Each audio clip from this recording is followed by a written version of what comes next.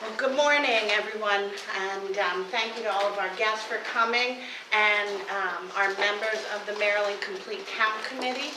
I do want to point out we have Kevin Canali, Associate Director of the Maryland Association of Counties, is the designee today for Savitra Peoples, so we are very pleased to have Kevin join us today. Our co-chair, Lily Castillo, is caught behind an accident, thankfully not in it, and we hope everyone is okay, but she will be along. But we're going to get started here today, and again, we want to acknowledge Charles County and the great work that's happening here in Charles County, and the Charles County Public Libraries for allowing us to host the meeting here today. It's wonderful to showcase such a vibrant and diverse and strong county like Charles. So thank you all for joining us here today. With that, I'm going to turn it over to our co-chair, Walkiria Poole. Good morning, everyone. Good morning. Oh, that was good. Well, we are getting ready for another meeting, not just another meeting, but hopefully, we'll get out of here with great actions taken. Let's just do a really quick round, and everybody introduce themselves just really quick. I know we got some new people in the room. Just want to make sure that everybody knows who's here, and we'll start with Bill. Bill Ariano, I'm from Baltimore Community Lending in Baltimore City. Kevin Canali, Associate Director at the Maryland Association of Counties. State Senator Mary Washington. I represent the 43rd District, Baltimore City, and I serve on the Judicial Proceedings Committee. Hi everyone, Delegate Janelle Wilkins. I represent District 20 in Montgomery County. Hi everybody, Randall Nixon, Associate Director of Maryland Census. Audra Harrison, Director, Maryland Census. Walkiria Poole, and I'm the co-chair of the CCC, and I'm also the Secretary Director for CAF, Center for Assistance to Families in Prince George's County. I'm Rob McCord, Secretary of Planning. Good morning, Samantha Blizzard, Department of Human Services. Good morning, Debbie Lichter, Department of Education. Good morning, George Escobar from CASA, I'm Chief of Programs there. Hi, Lauren Succo, representing Maryland Municipal League. Good morning, Miriam Brackney, Korean American Women's Society. Great, thank you. So, Betty, as you can see in the agenda, you have it in your package, and now we have name tags so we can all remember names. Thank you for putting all these great things together. We'll do, as you can see, we're gonna go through the county and the state agency update. So we wanna see what is happening, and we got the outreach staff that is gonna be covered in that session. And then we'll be talking about the Maryland CCC plan development discussion. Here we hopefully wanna talk about some of the action plans that will be taken and how we're gonna be delegating responsibilities to the CCC. According to the areas that everybody feel more comfortable. We're gonna talk about budget, and we're also gonna be covering the vacancies that we have. And then we're gonna take questions and comments. So why don't we move on to the outreach staff that will be covering the update from the state agency.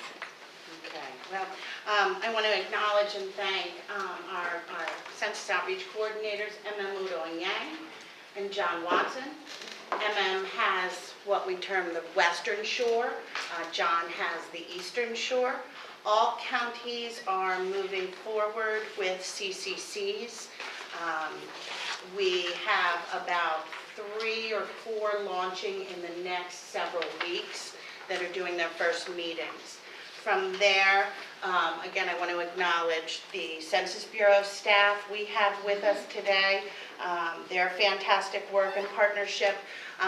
The Census Bureau has been working in various stages with each of these counties to train them for the CCC, and we've begun training with the Census Solutions workshops.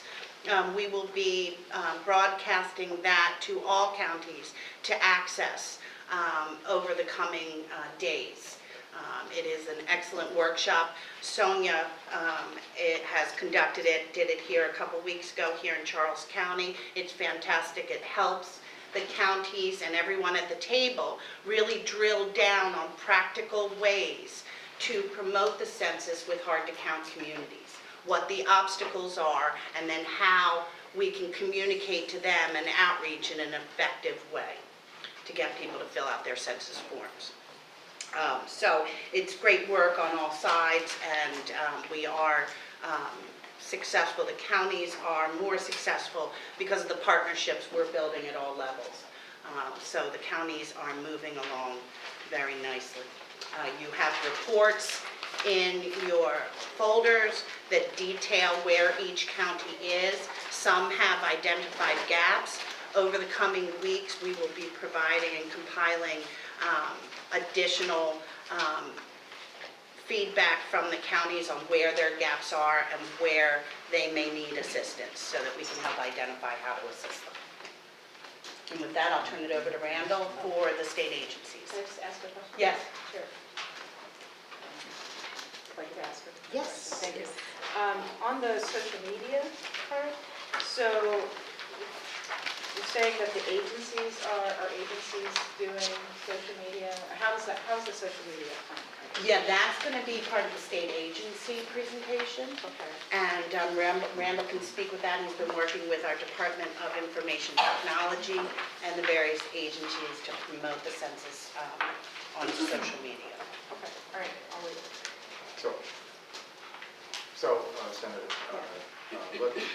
I'll run into that, but let me start by saying that we have 31 of the 33 agencies responded to MGP's requests for representatives, and we have several high-impact agencies, housing, community development, health, disabilities, aging, human services, transportation, and then the governor's coordinating offices. And then we're in the process of soliciting and onboarding the Department of the Military and State Police.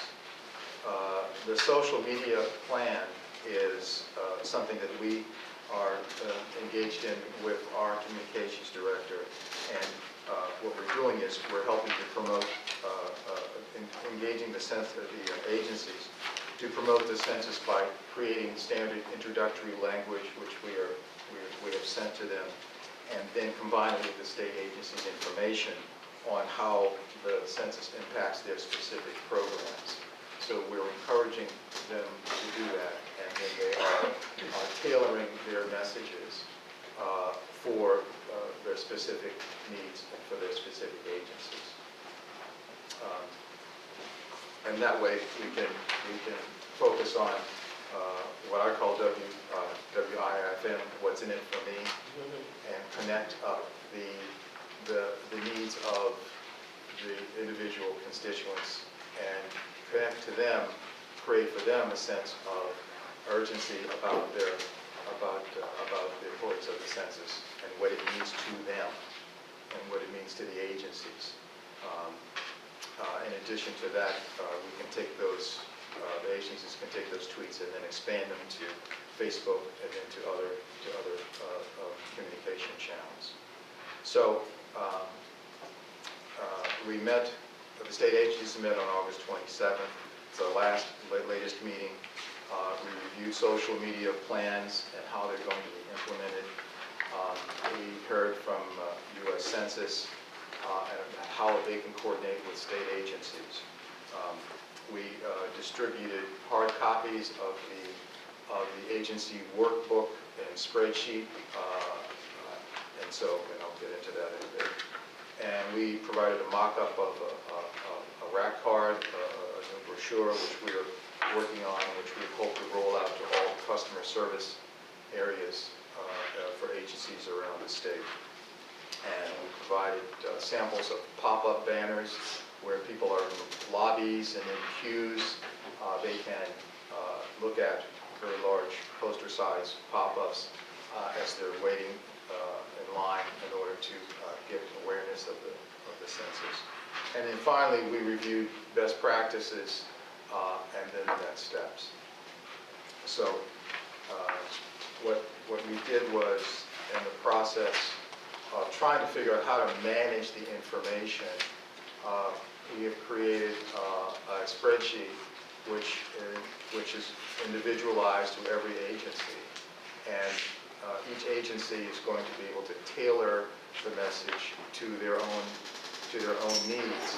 At the same time, we have the best practices that we've evaluated for all of the agencies, and we're going to be able to track those. The reason it's on an Excel spreadsheet, which will then go onto Google Sheets, is that we'll be able to both individualize the messages, and we'll be able to track and account for the different messages that go out.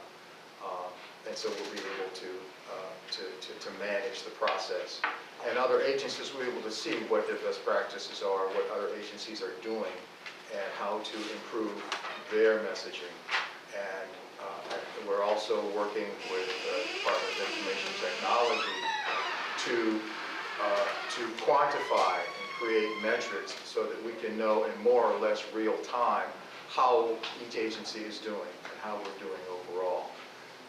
And so we can respond to areas both geographic and demographic where we need to work better and what we need to do more of or less of, and allocate our resources accordingly. So the thing that we're doing for the months of September and October, we're again rolling out the social media plan. We are asking each agency to create footers for their websites so that the census website is both on their title web page and on any other relevant pages. And we're going to individualize that process. And the state agency workbook, again, is the principal management tool that we're going to use. We're going to ask each agency to be a vital participant in that process, and we'll be able to manage it, developing protocols to make sure that each individual agency addition to the workbook is consistent, so that we don't confuse the processes in terms of being able to input data. And we're working on as I said, the brochure. We've ordered the banners, the large physical banners that I spoke of, and we hope to have those in the agencies in the next 30 to 45 days or so. And we're also trying to figure out how many of those we need and where we need them. And then the last thing I would mention is staff trainings. We're working with U.S. Census in order to provide information to the agencies, those particularly forward-facing agencies, those public-facing agencies, to train the staffs who are on the front lines and talking to constituents, and can message how important the census is on WIIFM, what's in it for me, and make sure that those constituents understand the importance of the census and what it means to that agency's functioning and how they're able to provide constituent services.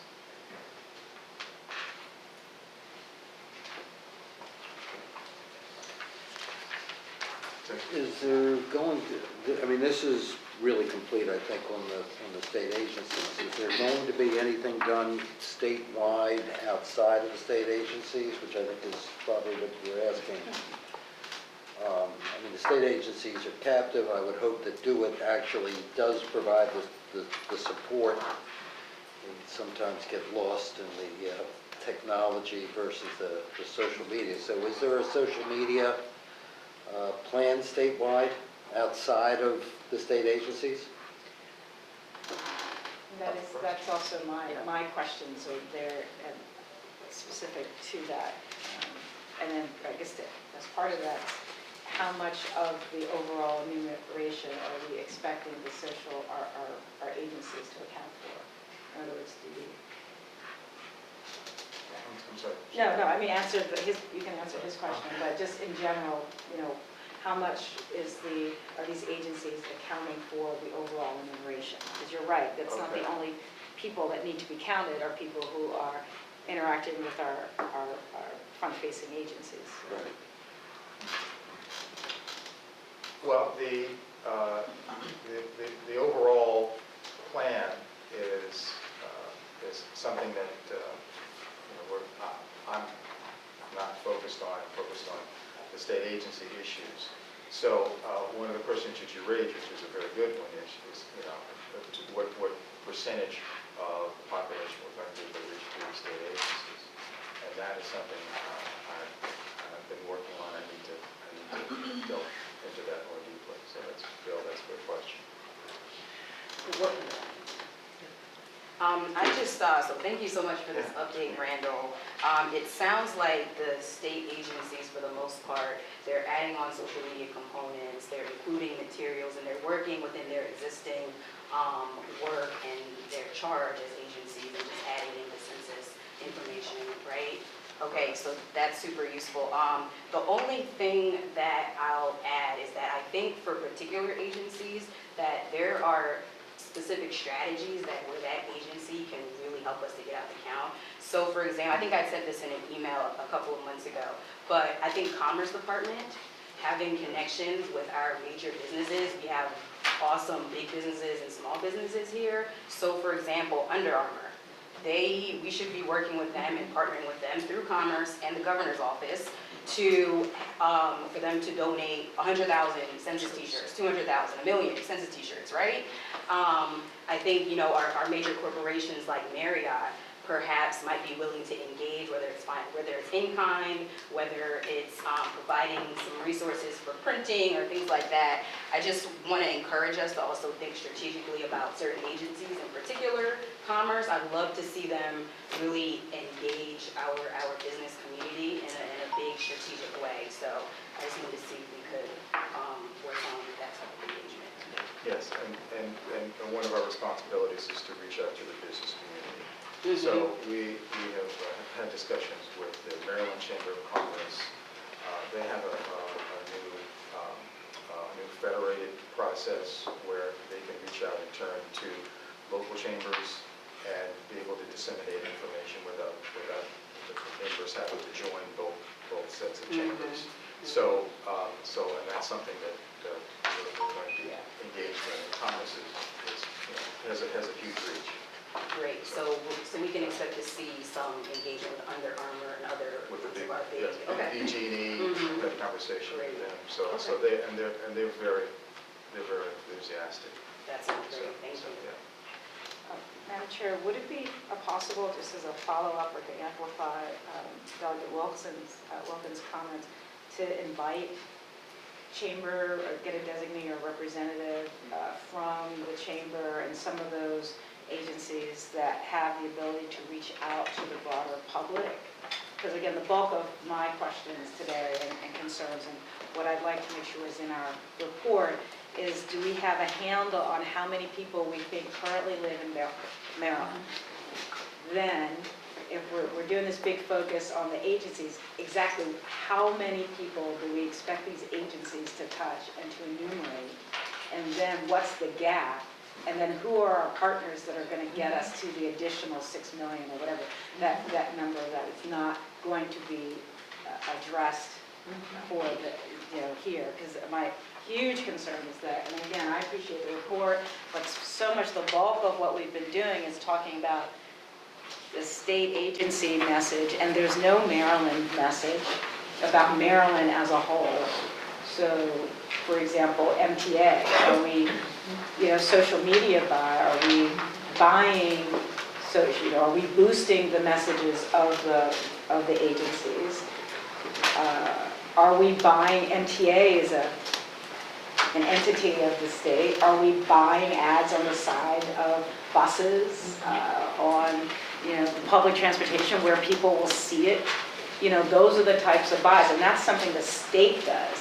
I like so much that we've empowered locals, but what are we, as the state coordinating, what's our message?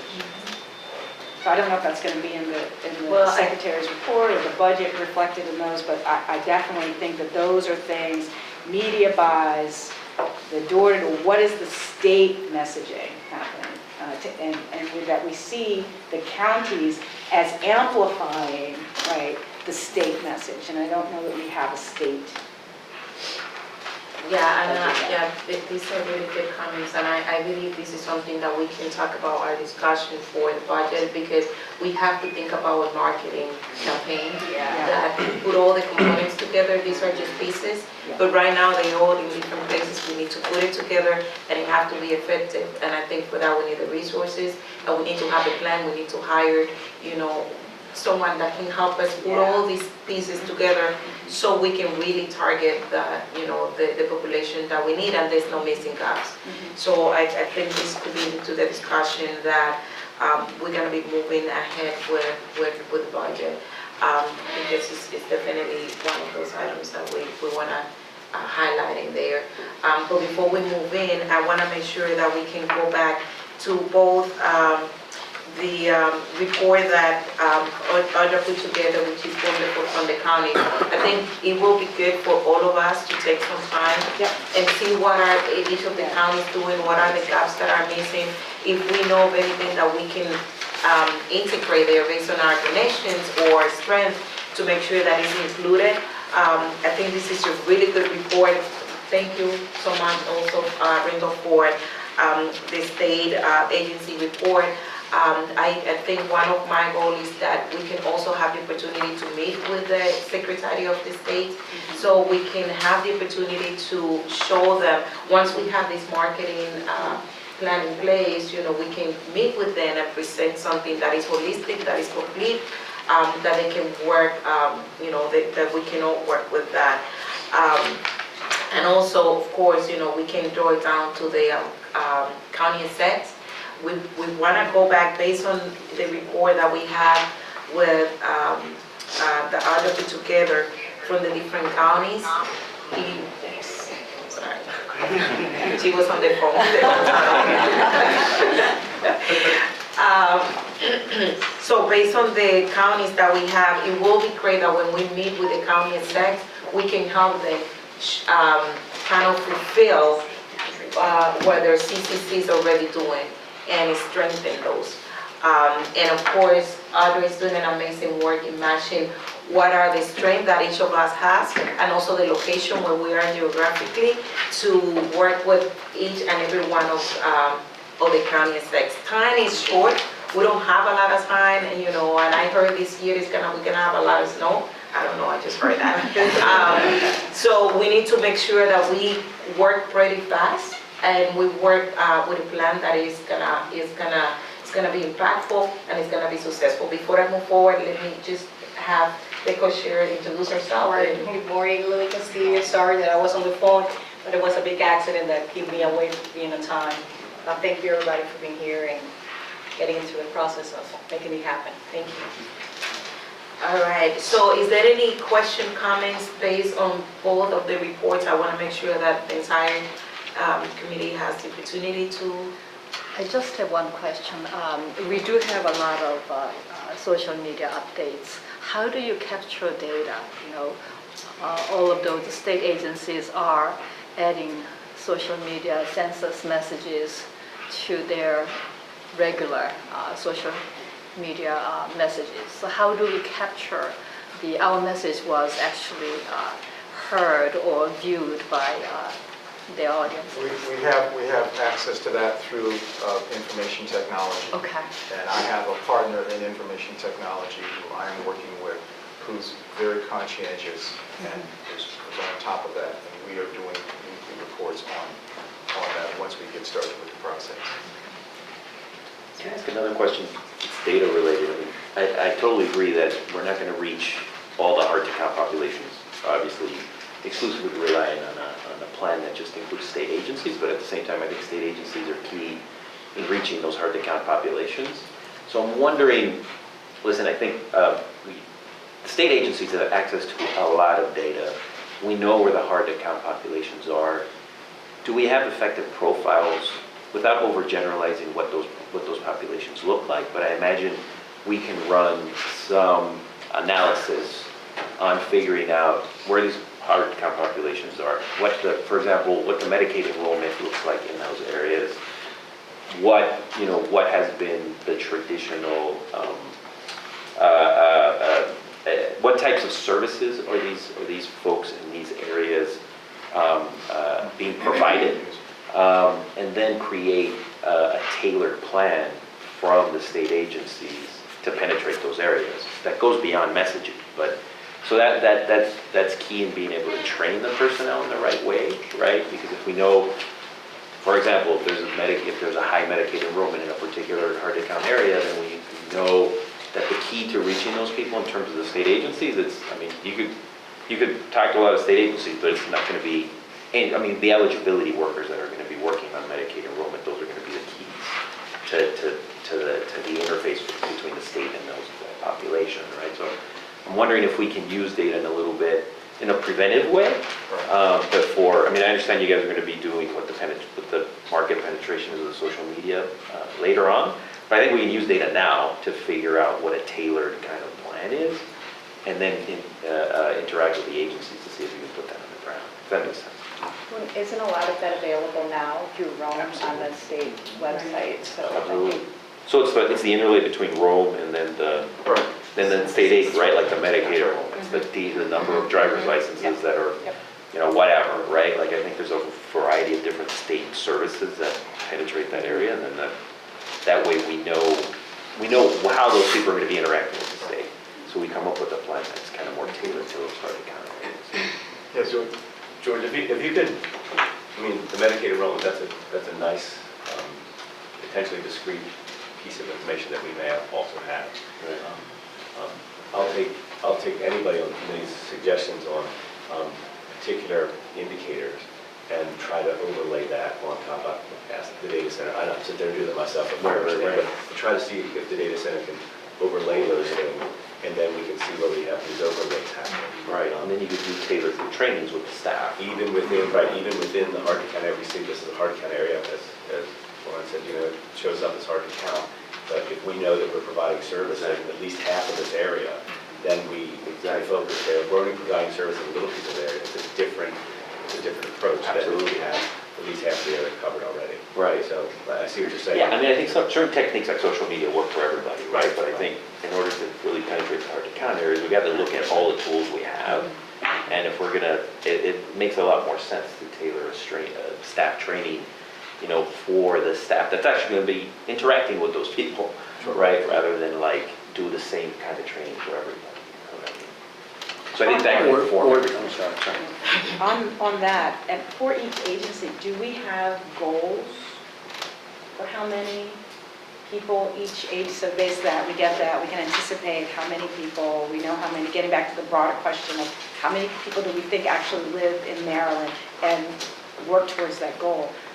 I think it would be helpful for each agency to then have a goal for how many people they're going to enumerate, rather than this ambiguous idea that would say, hey, DHS, you're going to do this, and even within that general agency, each bucket, each program could have certain goals, and then they can work towards those goals and have performance measures and incentives potentially towards those. Is that something that you're doing, or could we do? That's something that we could do. And with access to the state data center and with information technology, we can fashion a model that will make sense.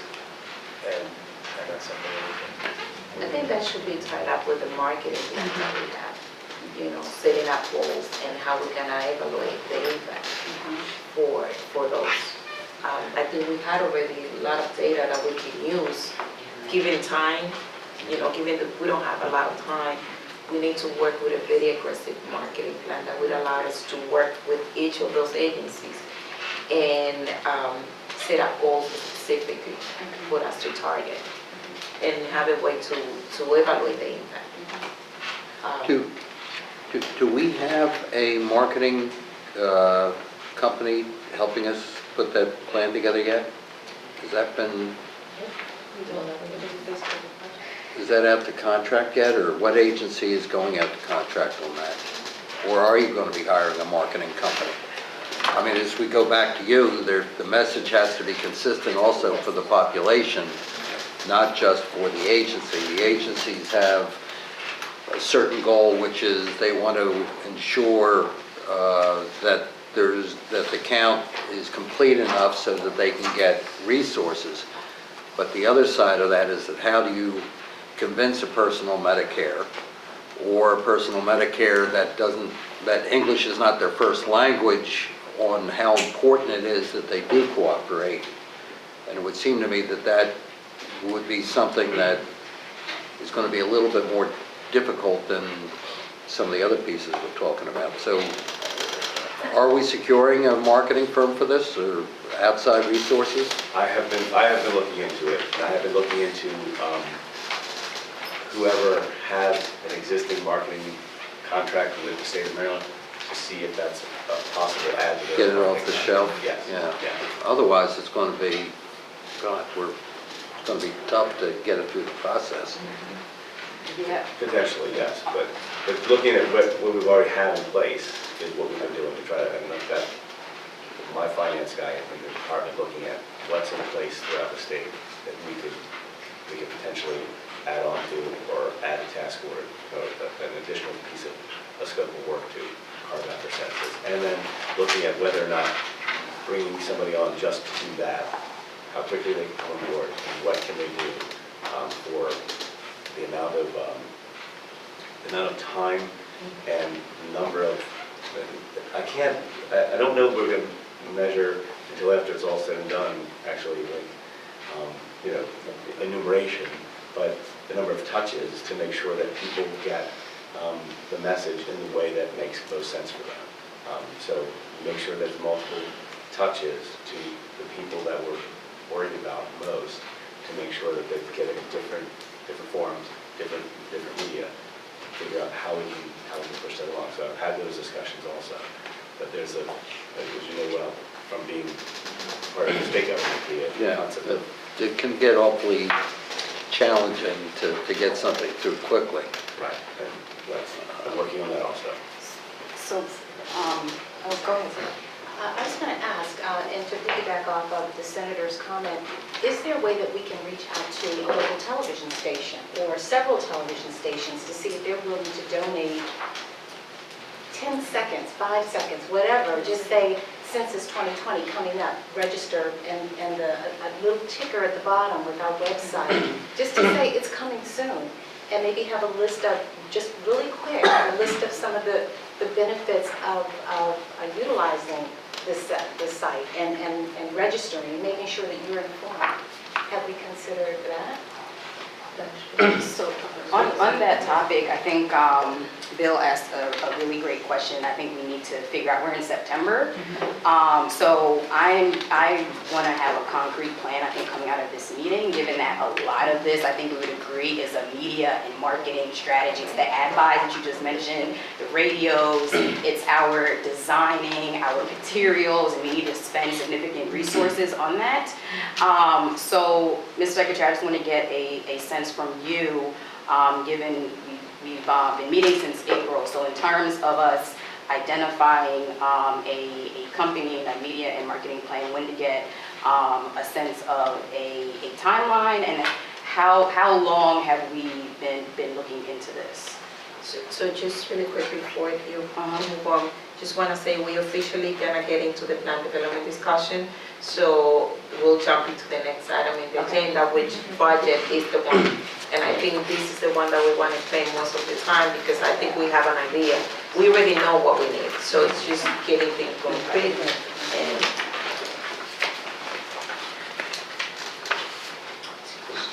Okay. So we have, on the authority of General Assembly's council, authority to put to use funding that was left over from the grants panel process. That funding resides in my budget, and I had asked for the concept of making sure we can hit hard-to-count areas and having a preference for the counties that didn't receive any funding whatsoever. There were 15 counties with no funding whatsoever, and from the grants process. I met with the executive director, president of the Maryland Municipal League, and Lauren was part of that meeting to present a proposal from MML to have the municipal leaders in hard-to-count areas. Their proposal was a very good proposal to address by population and by hard-to-count areas, municipalities, some of which are located in the counties that receive no funding whatsoever. And so, from my standpoint, there is a certain portion of those funds that should be available to counties who did not receive any funding in the initial grant. That's 15. I'm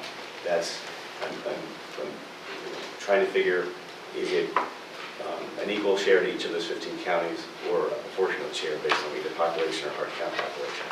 And then MML's proposal is based on the municipalities, and there's kind of two sets of counties, a priority one set of counties, priority two set of counties. And if I'm misdescribing, Lauren was there with the proposal, so, and that proposal envisions MML being able to give out micro grants between $5,000 and $30,000 to those municipalities that would ask for the money to target the populations that are hard to count in municipalities.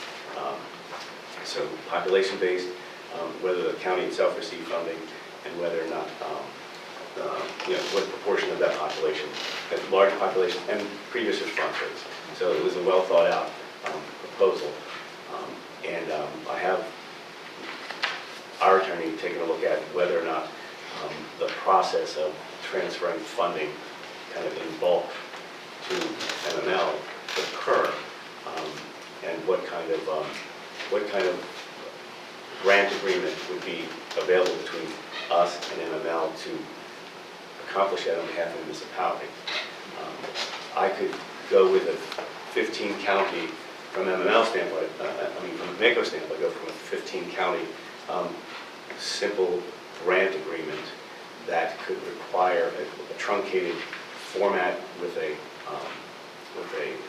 match requirement that would kind of match the program that the counties have applied for in the general program. The match requirement for MML, I'm considering not even requiring the match requirement, but that could be, I have to make sure that I can do that. MML will need some help with the administration of the program. That's part of their proposal, and I'm looking favorably on that concept of letting MML have a piece of this as far as the administration of it. It is the way to get it down to the municipalities that most would benefit from the process. It's working through the statewide organization for the municipalities. I don't feel that I necessarily have to work through the state organization for the county side if the counties were receiving the same amount of money from the Department of Planning.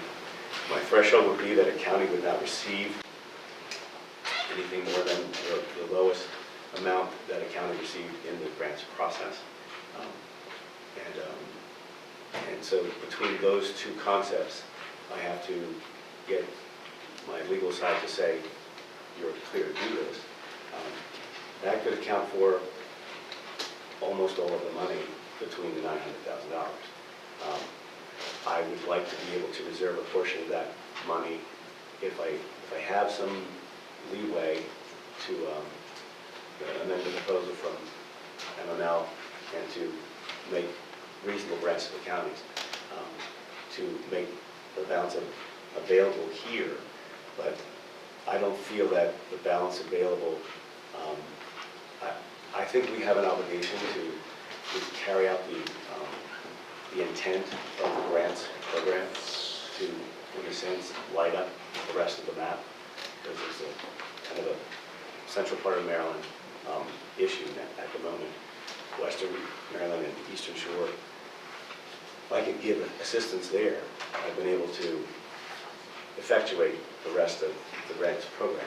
As a member of the grants panel, I have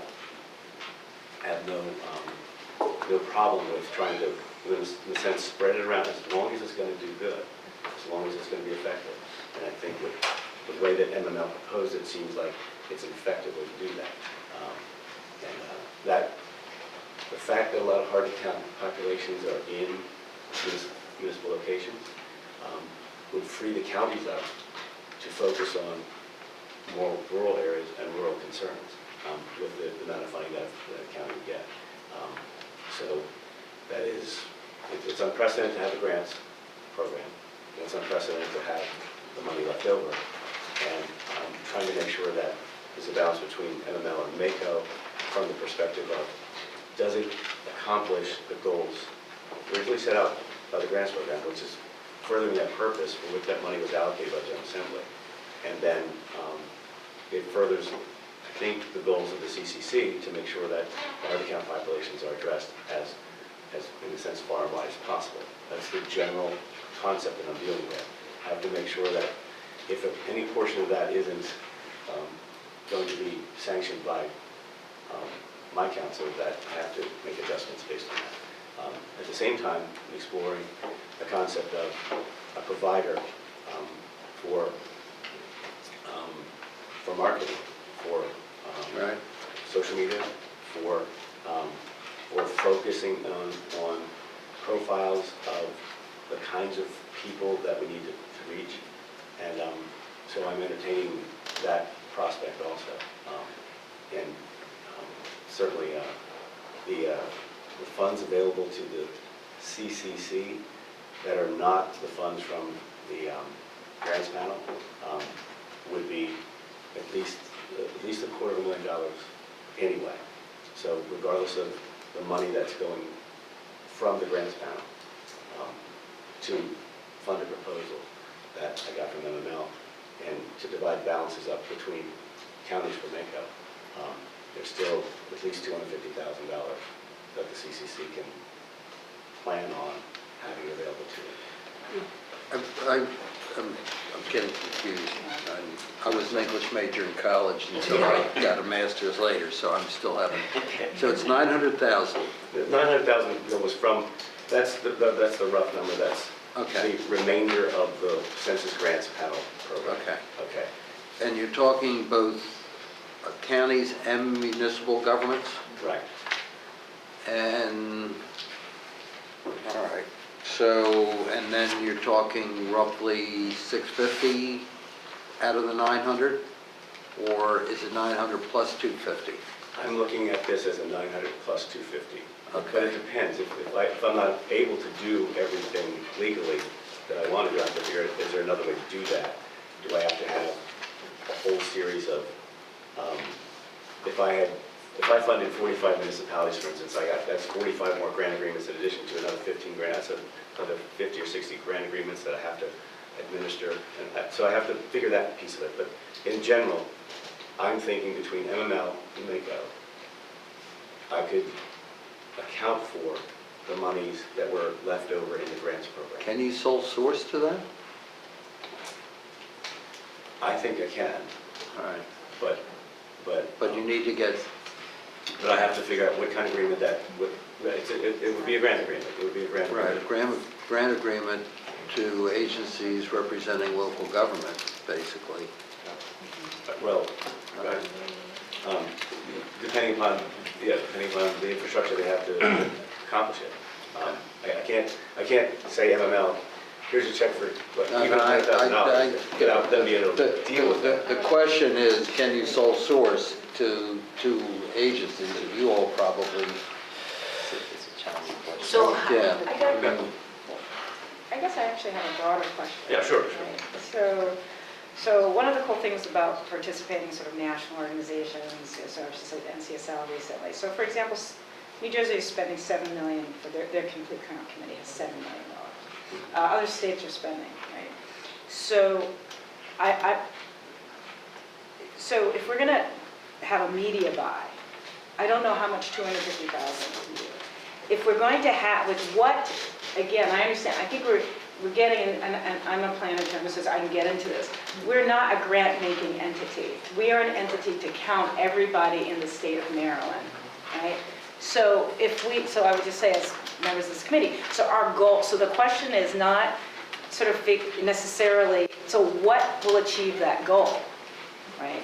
So for there not to be a state initiative, a state plan, and to solely rely on the locals, I don't feel like we're providing the leadership that all of us signed up to do, which demographers in your data center know how many people we believe are in the state of Maryland right now based on the community survey, based on the last census. We already know potentially how many, we already know that.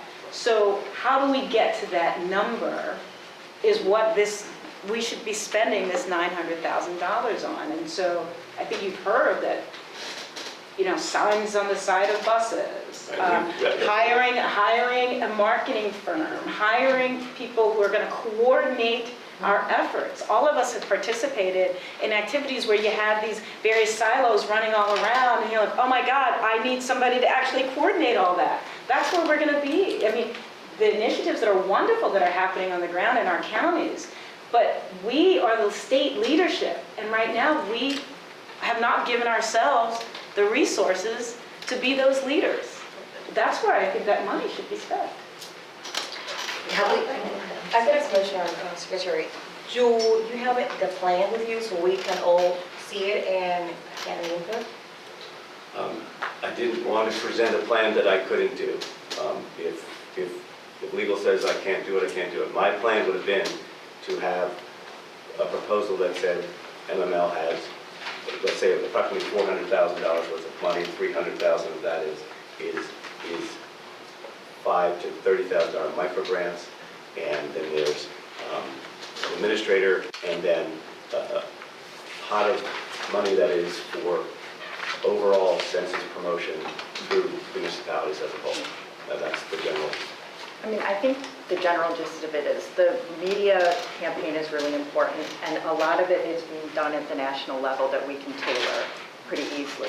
But because of the importance of the trusted messengers in this particular census, what we were thinking is that direct engagement with appointed and elected officials at a granular level would be a really good buy for our bang for our buck, I guess you would say, in this situation. So like in the city of Gaithersburg where I work, we have a fair amount of resources to do this work and the political will to do it. So they utilize some of the national resources already, some of the national media plan. They kind of share that back and forth.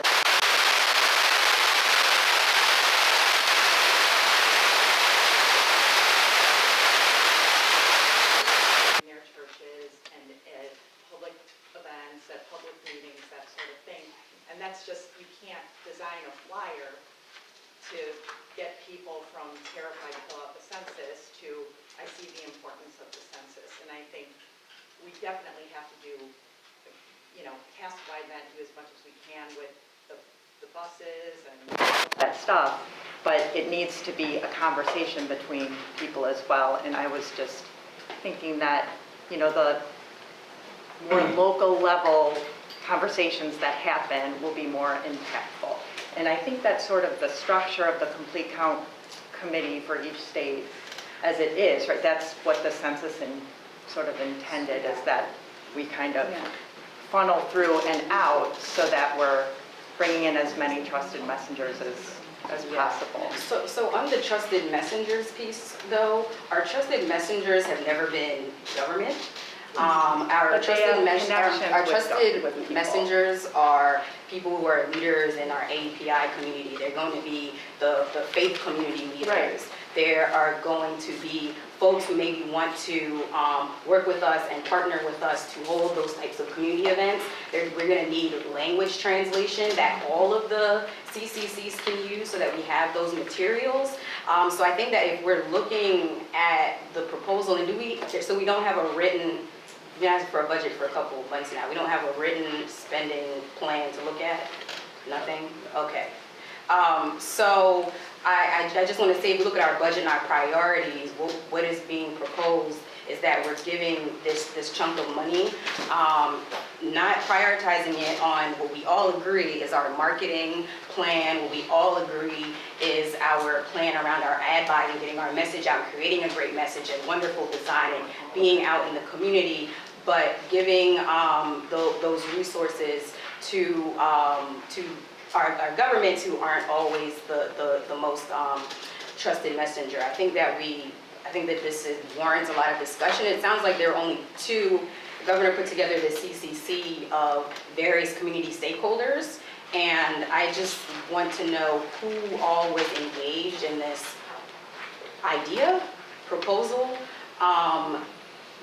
because I mean, there are a number of us, it doesn't sound like our co-chairs were part of this, and there are a number of us that are part of this group, and I'm not against it. I think that we should give some funds. I think it's a matter of how much and how we balance the fact that we want to have a robust media and messaging campaign. So, Mr. Secretary, if you can share more about who from the CCC was engaged in this, given that these funds were requested to come back to us as a CCC, and more about what the accountability is, what the plans look like for these jurisdictions that are proposed to get these funds. And adding to that, can we have an input in the budget? Is that something that we can now give ideas and kind of leave here with an idea of how the budget will look like?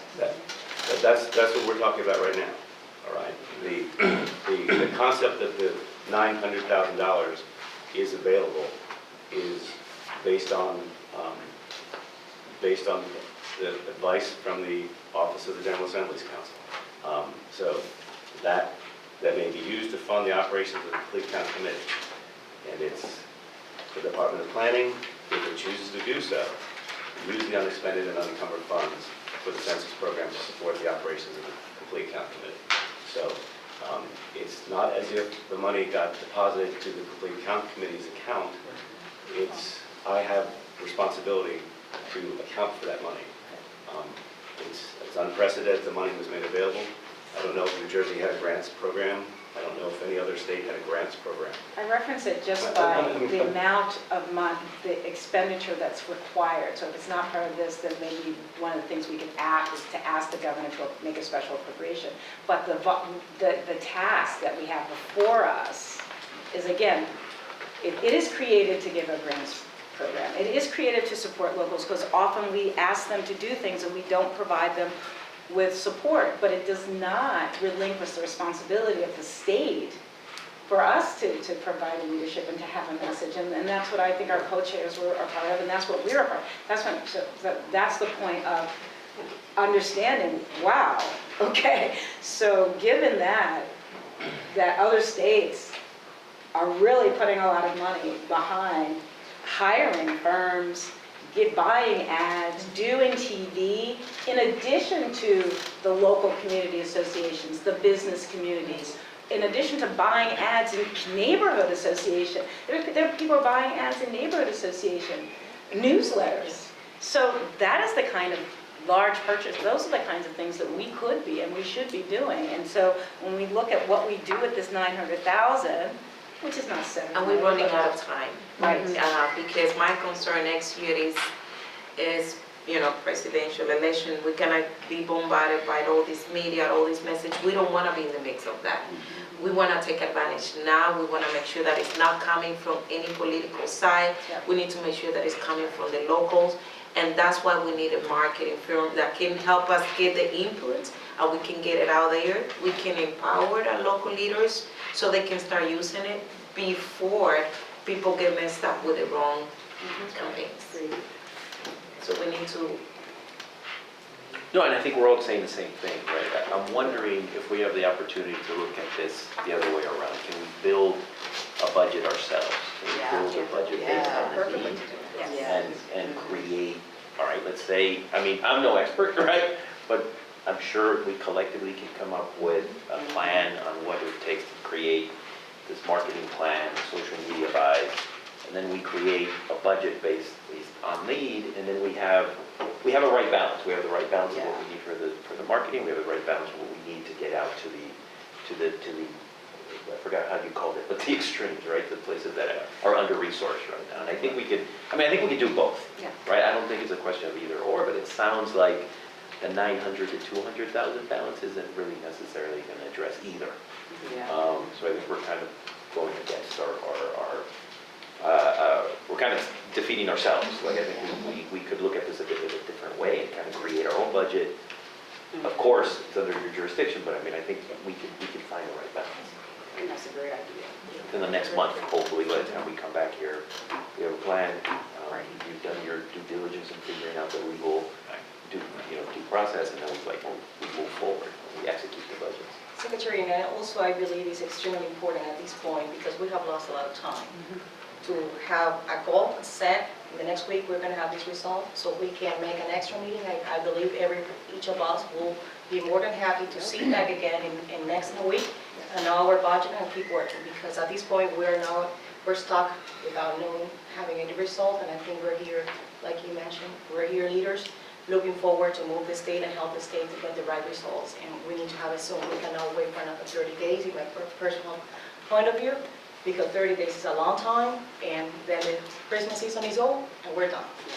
We need to have results previously, because we need to have a proposal made and clear by the 1st of December. So I think it's important. Good. I appreciate that. Follow up on your suggestion, do we want to funnel potential budget items to the co-chairs, to me? Let's discuss it, we're all here. Let's discuss it. Everybody's here.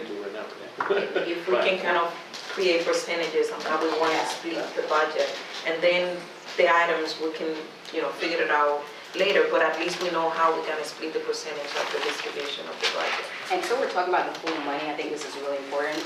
The governor included and the General Assembly approved 1.5 million as well for census outreach for the Department of Planning, and that's in addition to the $900,000. So I think we should be thinking about the full census outreach program that the state is doing. I haven't heard about the 1.5 million being allocated yet, but those funds were available starting July 1st. So I think we should be thinking broadly. So there's a 1.5 pot, and there's also the $900,000 pot. 2.4. Right, right. I think the budget's 1.4.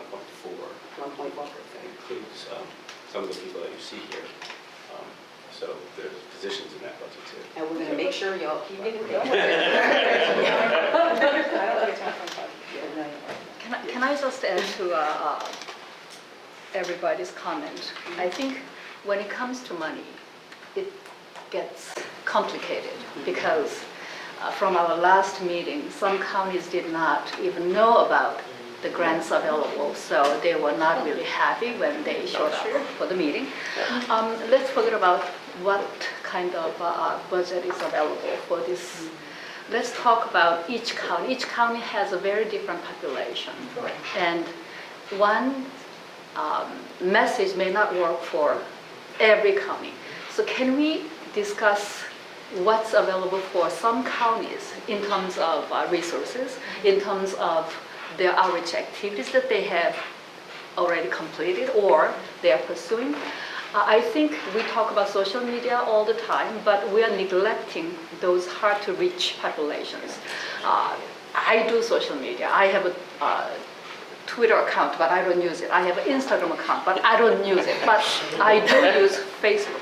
And although I am comfortable in terms of all these internet-savvy stuff, I still get my bills in the mail because I want to see it. So how do we develop our marketing plan for those hard-to-reach people? Maybe we can ask BG&E, Verizon, AT&T, some other utility companies. Maybe we can create some insert and ask them to use it in the mail.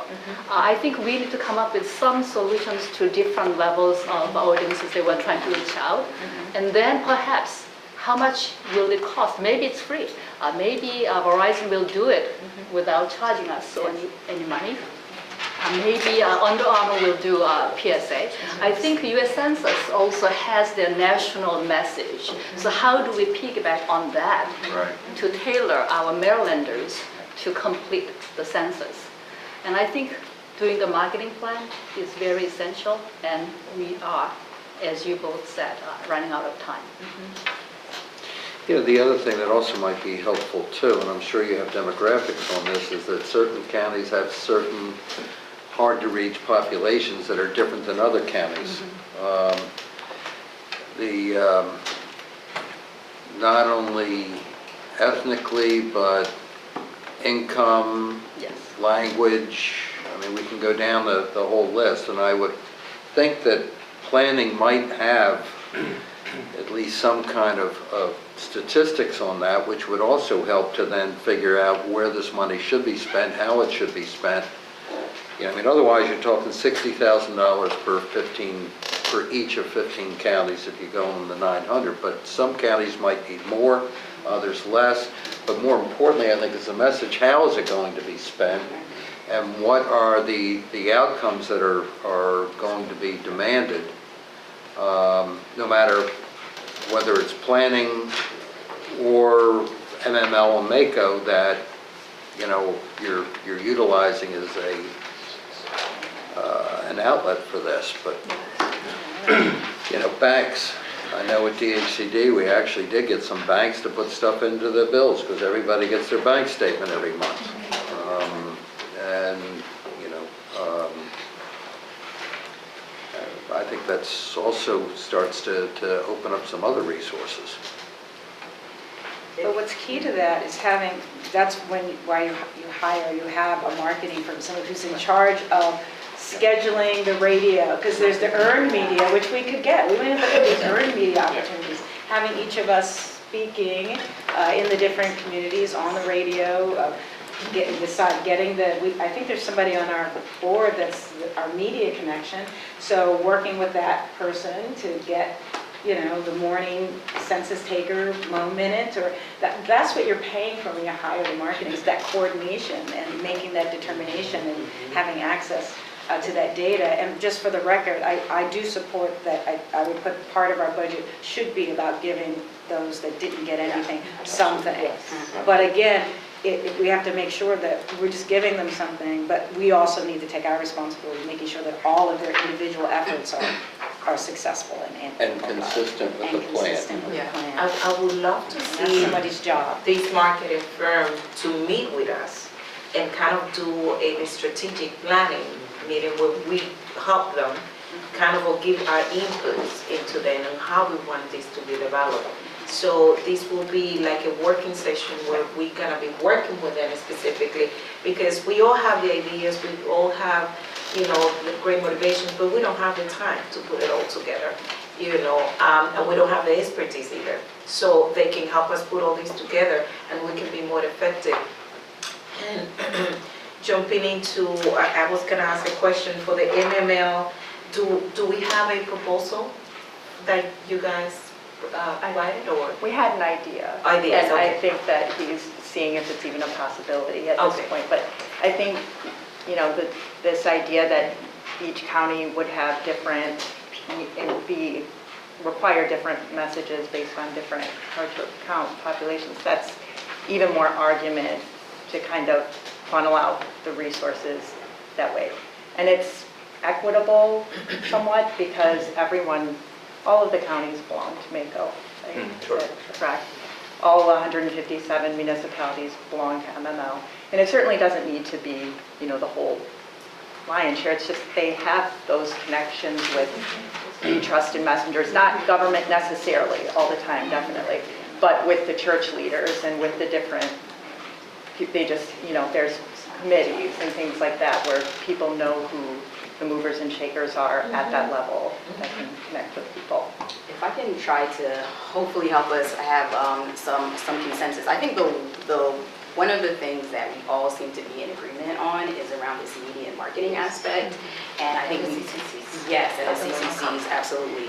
But around the media and marketing, I think as a state, that is one of our biggest value added. And we've all talked about the different reasons why. I think that when we're looking at the funds, we should come up with a number during this meeting that we think I think that's where we start. So maybe it's $600,000 that, I mean, we're doing statewide outreach. You're talking printing materials, again, translations. Hopefully we'll have some other materials. That might be too low. But I think that we should try to come up with, what we think that can look like when we need to get started on that process. Just wanted to clarify the number. We say we have 900,000. Last secretary mentioned 250 before. So should we be adding 250 plus 900? Is that the number that we should think of, or just the $900,000 for now? Which one? There's a part of me that wants to say, what do we want to do? And then if we know what we want to do, we can find somebody that either can match that, do it for that, or tell us we have to scale back to this. There you go, hit that number. But I don't know if we say, there's $600,000, what can you do for us? Or you say, what can we do to get this done? What's it going to cost to get this done? And say, that's going to cost us $3 million. Then we back off of that. So when do we say, you go to the candy store and say, I got this much to spend, how many lifesavers can I get? I think we just need a budget at this point, a spending plan that we're all agreeing on. I think we can go to another meeting and maybe the person says $1 million. If we've allocated the $600,000, then we know, then that's getting into the money for the jurisdictions that we want to do. So I think that coming out of this meeting, I think it is important. We've been talking about this literally for months. So coming out of this meeting, I think that we should have some kind of estimate on a number that is appropriate. So you're talking 2.3 million minus staff cost is what's been totally allocated to the count? There's 1.4 plus 9. 4 plus, if you count the 9, actually. So it's a total of 2.3 minus your staff and that overhead. Staff and other, right. So that would be the number to start with, I guess, and then we would have to see as we backed into it. Well, I was just going to say, as far as a marketing firm, I mean, well, we do have the issue of procurement because the Department of Planning is probably going to be the one that has to actually put this into action, and so you have procurement issues. And I know that Secretary McCord said that, he's looking for existing contracts. So, but we're really getting into a time crunch here, and because you're talking about a pretty significant expenditure. So just keep that in mind that, as you said, we may have to meet for another month because, we really need to get things rolling here. Percentage-wise, should we be thinking like 60-40? 60% out? I think the idea is, let's see what it would cost to do it and then figure out where we're going from there. I mean, I think to create a 64, because the other thing too is that there are contractors, and I forget what it's now called, but that are literally sitting on the shelf within the state that have already been pre-approved. And I'm sure there's a couple of media companies like that could be accessed. And maybe that becomes the conversation then where 2 or 3 of them, because you don't have to do competitive bid for that, from what I remember. Blanket purchase orders. Uh-huh. Blanket purchase orders. Blanket purchase orders. So that might be, because otherwise you're talking 6 months. I mean, by the time it goes through, We need the list of the the people. Attorney General and, so, and otherwise you're talking the Attorney General, you're talking DBM, you're talking RFP, you're talking bidding, you're talking best and highest and whatever. All I know is that I still have nightmares about that. So how long will it take for us to have this list of companies and this cost, just given what was just said about the timeline? Should be able to make a call, right? I mean, you should call Congress or whoever holds those. I mean, it shouldn't be all that.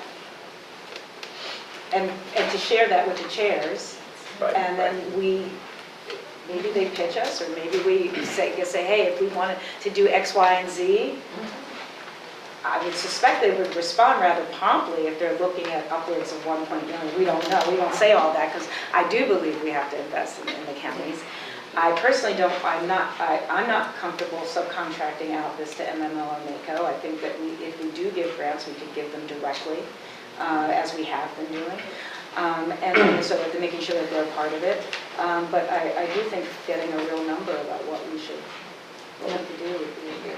And to be clear, Mako does not want to be that repository. I don't know if that was an idea somewhere else. All right, just- Yeah, we would much rather it goes directly to the county. Yeah. We were talking about 15 Good. grants Yeah, to yeah. 15 counties. Okay, Yeah, good. we're talking Yeah. I mean, All right. keep in mind, Yeah. only 5 municipalities were directly funded, and I think most of them were located in one county. So this was sort of in response I get to many rural communities it. feeling not left out of the process because it's anyone's fault. It was a really fast process. Yet, traditionally, the whole grant administration process takes a really long time. So the idea of reopening this up again that also seems like it would slow down the process significantly. So, But you know. they had already come to us. No, I know, I'm saying for new communities, that's another reason why we were thinking of funneling it through an existing network. I think it makes more sense from MML's perspective and for the reasons you just stated. So, but I think we have to be careful what, that maybe that's being done as a benefit, and that all of the money must be dispersed to the local organizations, that there's no 15% or 10% overhead, that if they are administering it, that there's no, that it was at no cost. Sure. I understand that. Yep. I've never No, said I no, just being. Right, yeah, approved it. no, No, I get that's- it. I'm just makes perfect detailing sense. the proposal that was Yeah, sent to me. that's fine. I just want to ask again, how long will it take, given we're in September and ideally in January is when the motivation phase begins? How long will it take for you to get that list of who's already working with the agencies, and for us to have some proposals that we can move forward and a cost? Since I think we've agreed that we want to go based on that cost. It's one of our biggest expenditures. So how long do you think that, well, I know you said you already started the conversations, right? So how much longer do you think that will take? Can I get something to the chairs within 2 weeks? Is that good for you? Yeah. Great. So, Exactly what I have in 2 weeks. and then we can reconvene in 2 weeks? And just to be clear, what's happening? So what's taking 2 weeks? It might take, I just want to, like, what are we specifically asking for? So we need the list of current open, what's the terminology? Like We have- Blanket purchases. I think that's what they're, Order? I'm It's- right. I mean, are there 10,000, is there No. 5, is there But I don't 6? know if it's there's- marketing. What's the process? Is the blanket purchase orders are the kind of thing that they're better for commodities or other products. Like I could go to the blanket Whatever the purchase Food order. service. The blanket purchase order that was for vehicles. There's blanket purchase orders. There's approved dealerships, and if I need a van, I can go to this one. They get they this. also have them for services, though. Right, they do. But then we have to examine, Bill, No. the scope of work that the services were intended to provide for the agency, and whether the scope of work. It's a detailed analysis on the scope of work, and I can tell you in my other roles in state government, the arguments over whether the scope of work includes that or would allow that are go back and forth. So it's not as easy. But that's the only way of being able to get this done shorter than Yeah. Right.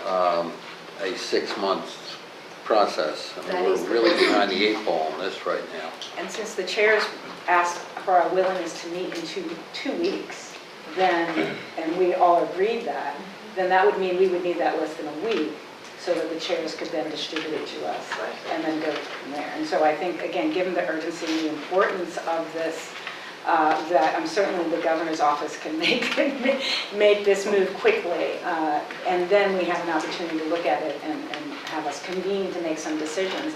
Otherwise, we will be a month again delayed, and this has to happen now. I will ask that it happen in a week. How about this? I will do my best to have information to the chairs in the week.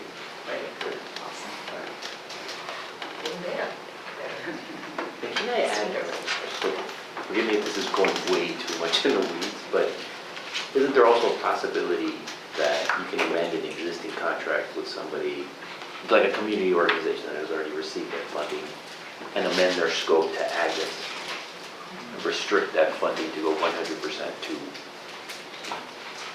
this.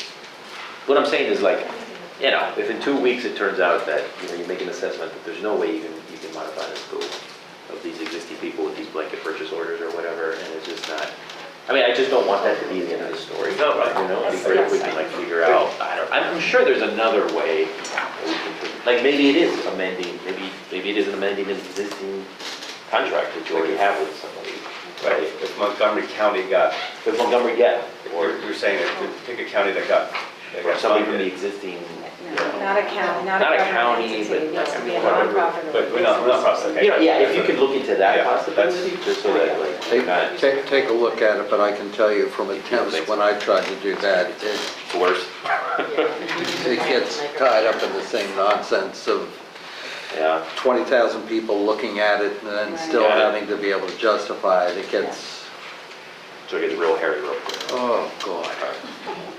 Just trying to open up. Is That's why I'm not government. So, have we, DVM, do you have DVM keyed in on what we're trying to do here? Yeah. So I would, because that's going to be the ultimate on most of this, if I'm not mistaken. I mean, the Attorney General's office will have something to say, but it's going to be DVM, I think, that's ultimately going to see what can be done or can, I mean, and they're generally the more difficult of all of them to deal with when it comes to working your way through. what is DBN? Budget management, Oh, thank you. the Department of Budget and Management, the Department of No. For the record, that didn't come from me. You're outside of government. Yes, I can say that, yeah. DBM is my friend. And listen carefully. All this to what is I being have to recorded. say. I guess we just have to ask them the right question, not whether we can do it. It's kind of like what you say to your attorney, how do I get this? So that's what should be our posture. So we decided that for the counties that were not funded, it's gonna be run internally through See why we should. the way that it was done for the other ones? Yeah, I think it should reflect And that. is that something that staff-wise can be managed? Or do you gonna have to hire a part-time? I think we go back to what we said originally, that speed is of the major priority, like whatever's faster, right? Right, but we need to know what are, you know, when we leave here, we need to have an idea of what are those options. So if it is that it's going to be done internally, why cannot be done internally? Is that because of staffing? Is that because the process? I mean, and I'm sorry about those questions, I just don't know what happened inside, so I just wanted to make sure that at least we clear. I would love to see it happening internally so that the same way that it was done with the rest, and we can kind of continue the same level of communication that has been happening with the other ones. Is that something that you think you can be managed internally? We have, we're currently looking for a grants manager position to oversee the current census grants. I think it's a challenge for our staff. But I'll be in contact. If we're, yeah, we're talking about, if there's $3 or 30,000 or 50,000, whatever money goes to a county on a grant agreement, it's got to have a grant agreement and got to have the admin that goes along with that. If I have another 30 municipalities to deal with, or 15 municipalities, in this case 30, that's 30 more grant agreements to deal with. Is the line that Audrey's talking about, is that already approved by your office? You are actively hiring a grant? The recruitment has been Oh, on so- for- Yeah, I saw the So that's good, so that's, Yes, right. so they have the permission to hire, and so you're Yes. Oh, interviewing yes. now? And Yes, the permission to hire was granted great. before we started here, actually. Yeah. Yes. So the only other thing on the city and county funds, I think that this department did an excellent job around the grants management and implementation of the $5 million around the grant panel program. And I think that what was really important about that is the thoughtfulness around that the legislature set up in terms of making sure that, you know, the funds were matching. There was a plan that was provided from each jurisdiction, and that there's kind of accountability mechanisms along the way. So I do understand the speed, but I do think it's also important to take into factors, you know, making sure that we are accountable, and that Department of Planning is accountable in terms of what the plans are and the accountability mechanisms, especially because we had people who went through the process of applying, and we just saw this really great report on the work that many of those jurisdictions are doing. And so I think that a blanket amount may or may not make sense. So for example, Carroll County got the least amount of funds of any jurisdiction, of any county, 40,000.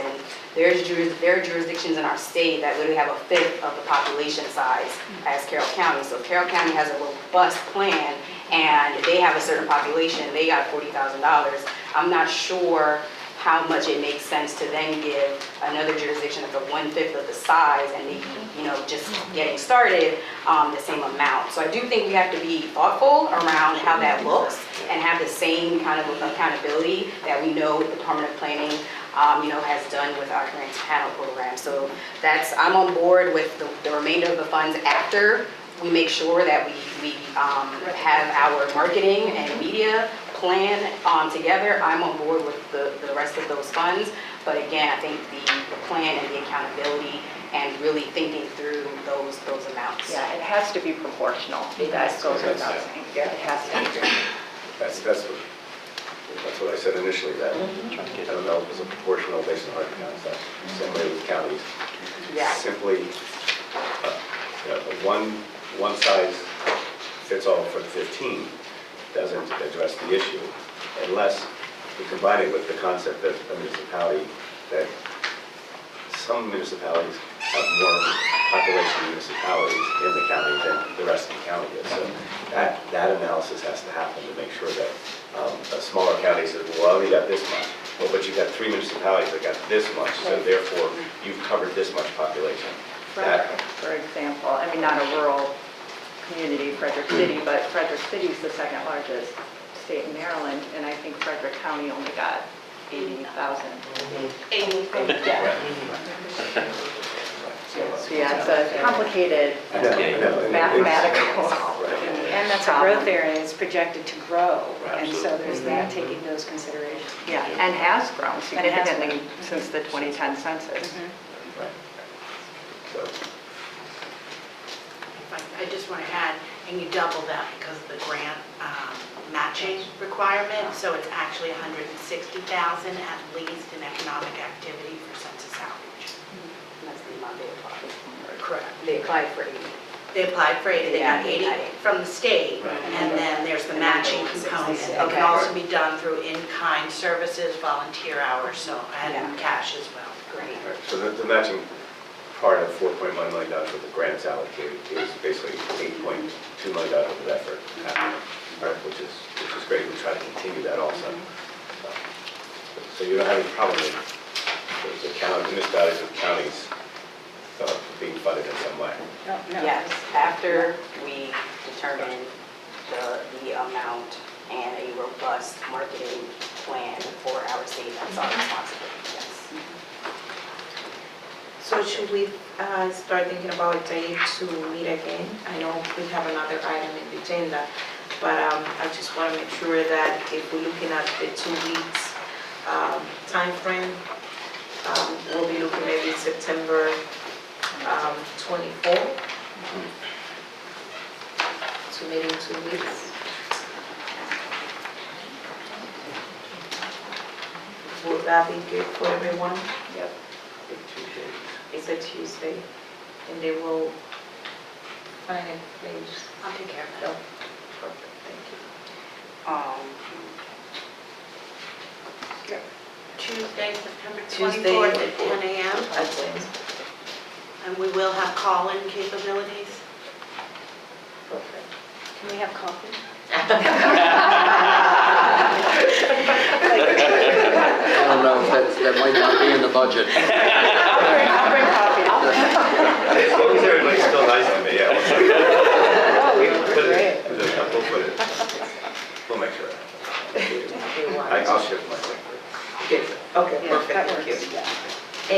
So if it's okay, we move on into the next item because of timing issue. We got the CCC vacancies. We still have, how many, 4 vacancies? There are currently 4 vacancies. We've received 3 resumes. Miss Angelique Mason, Miss Keisha Morris, and Mr. John Uruguayo. Thank you.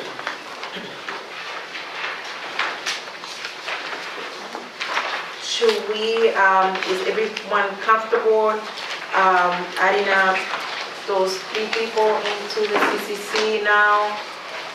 And then we're just gonna have 1 opening? So pretty much, I going through the resumes, they look very strong.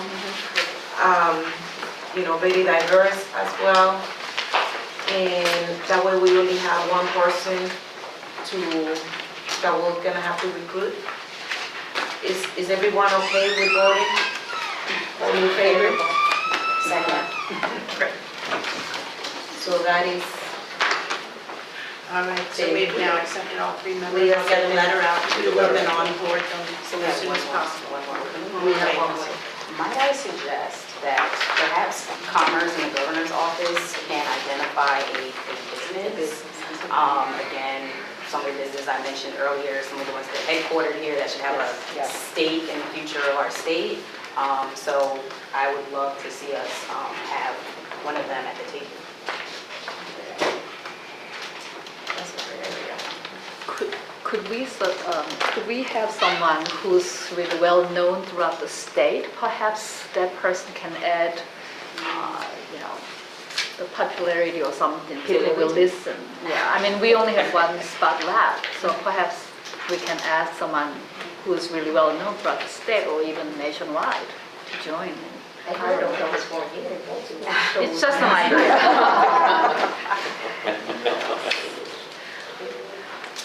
That's a good, That's also part of the marketing. The marketing Right. plan could be there could be an honorary chair, or honorary co-chairs, or, you could create this other advisory entity that is made up of those type of people. I don't know whether he's still with Under Armour, but there was a former NFL player who works for Under Armour, and he lives in Silver Spring. He came to my event as a speaker, but I don't know whether he's still here. Someone like that, he's doing a lot of marketing for Under Armour. I think those are relationships that the Governor's Office, you all can help us out. Just an idea. Yeah, get us the names, get us the name. Okay. And we'll do, get us the name and we'll search. That's an excellent point. Okay, I wanted, if there's any other questions or any other suggestions or great things that is happening in your communities related to the census, this is a good time to share. Yes, I have. Hello, everybody. My name is Sonia Harris-Ladovich, and I am from the U.S. Census Bureau. This is my team, so I want to introduce them in a little bit. But one of the things I wanted to, what I heard, the concerns about the state agencies and needing a concrete strategic plan that can be put into action. Who are we going to call? So what I want to reiterate something that Audra talked about in the beginning, which is the census solutions workshops. And like Audra mentioned, what we do is we bring the key, the stakeholders in a room together. We can sit down and flush out those plans, flush out those ideas into next step items. Who's going to call who? Who's going to meet with whom? And put those into place. So I just want to, again, reiterate what Audra said and offer that. That's something that our team does. We'll sit down. I can work with Randall if we want to do that for the next state agency meeting. And ask those specific questions. How many people do we have in Maryland? How many people can the Commerce Department potentially reach? So I just want to put that on the table and reiterate that, and I can talk to you guys specifically about setting up a date for that. Those workshops can be an hour, it can be a half day or a full day, but it sounds like a half day or full day might be necessary to really flush out specific concrete plans. Okay, so that's something to think about. An hour and a half is just enough time, in my opinion, an hour and a half is just enough time to scratch the surface of what we may want to do. But if you have a whole half day or full day, you can actually start to put those plans into action.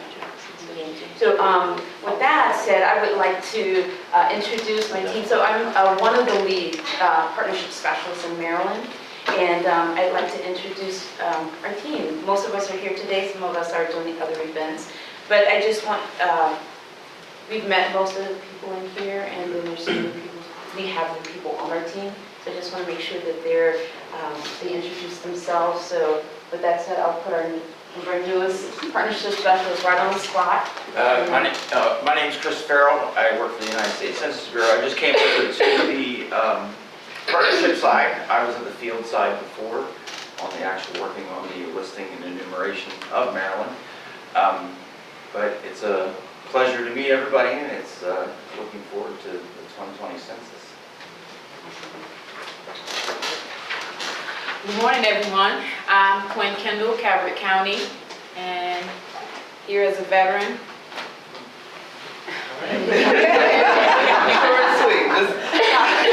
Hello, everybody. My name is Robin Brown. I am now the congressional lead for the state of Maryland. So if there is particular information, for example, there are some counties, hey Lauren, that need to know which partnerships we already have that we've developed with the communities in their specific counties, we can actually send that over to you. A list of organizations such as CASA or NAACP or whoever. So those also might be inspirations on who you give the grants to.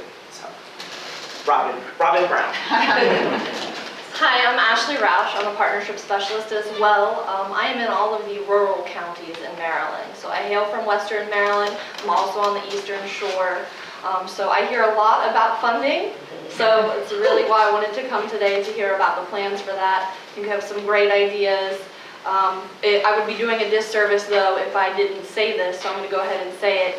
But when we're talking about money to those rural areas, I can tell you on the more than a dozen complete count committees in those areas that I sit on, not one municipality is represented, and it's because they do not have the staffing and the time to do so. You have one or two people, particularly in rural areas in Maryland, that are running those. So when you're talking about giving funding through municipalities, I just want you to think about that, because sometimes even if they're giving them to organizations within the community that do have more time to do those, they might not have the time to necessarily do that. And they know which organizations to give it to.